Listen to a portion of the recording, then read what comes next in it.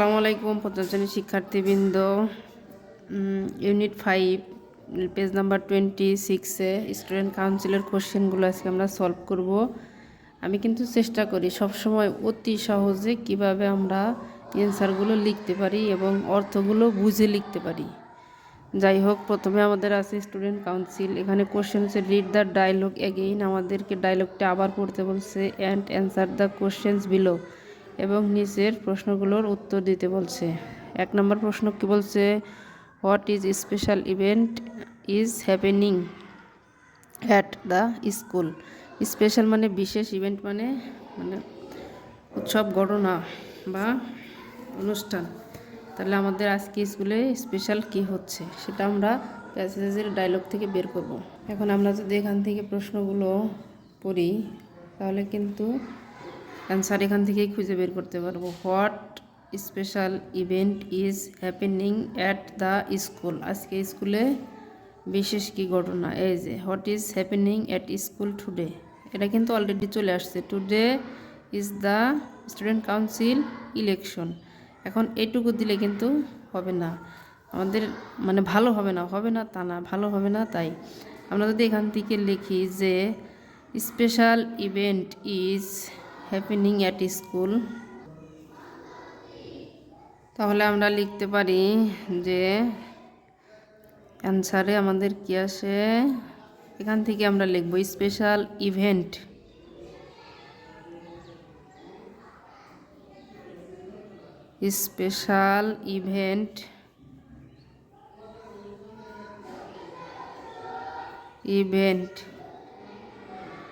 Is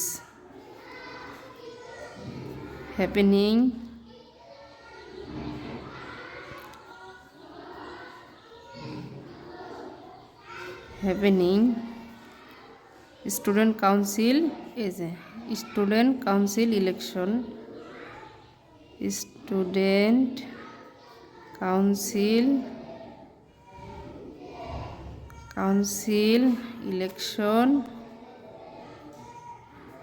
election at school। আমরা প্রশ্ন থেকে এটুকু লিখব যে at the school।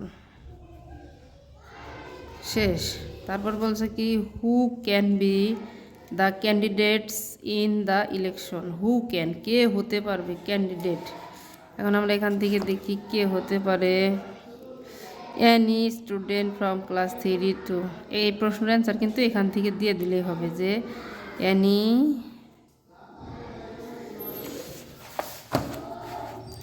আমরা লিখতে পারি যে এখান থেকে যে এনি স্টুডেন্ট, তাহলে any student from class 3 to class 5, এই যে ক্যান বি এ ক্যান্ডিডেট হইল। তারপর how many candidates are competing. How many candidates, এই যে 17 candidate are competing for 7 position. এইটুকু উঠে দিলেই এটা আমাদের অ্যান্সার হবে। হাউ মেনির উত্তর দিয়ে আমাদের সংখ্যা দিয়ে দিতে হয়।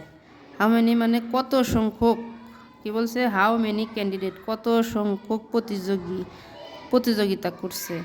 তাহলে আমরা দেয়ার দিয়েও দিতে পারি, এমনি লিখেও দিতে পারি। যেহেতু আমাদের এখানে এমনি আছে 17 ক্যান্ডিডেট, আর তাহলে আমরা এইটুকু উঠিয়ে দেবো আর কি। 17 ক্যান্ডিডেটস আর কম্পিটিং। শেষ, একদম সহজে। তারপর বলছে যে what does Sadia plan to do if she wins the election.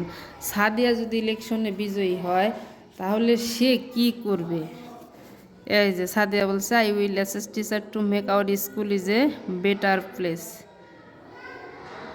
What will you win, এটা কিন্তু এই প্রশ্ন। হোয়াট উইল ইউ ডু, তুমি কি করবে ইফ ইউ উইন, যদি তুমি নির্বাচিত হও। সাদিয়া বলছে, তাহলে এখান থেকে বলি যে Sadia's plan to do is a she if she wins. এটা কিন্তু সাদিয়ার কথা উত্তর দিতে হবে। Sadia plan to do if she win the election. তাহলে আমরা লিখতে পারি Sadia Sadia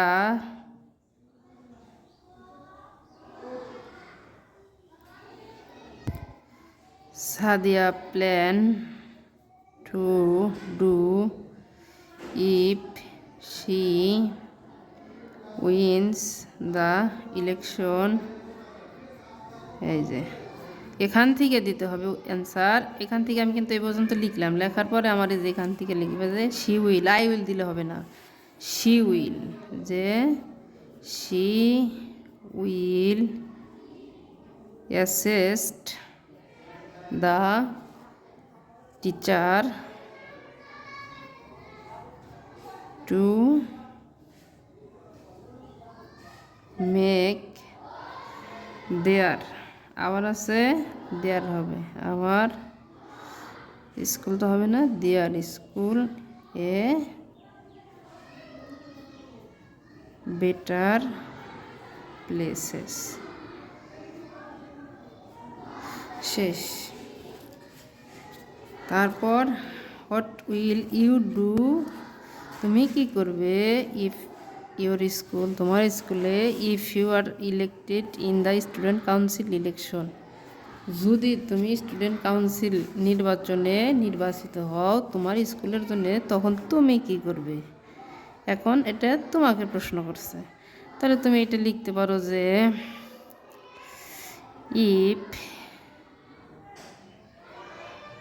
if I am elected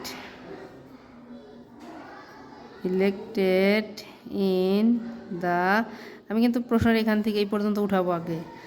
if I am elected in the student council election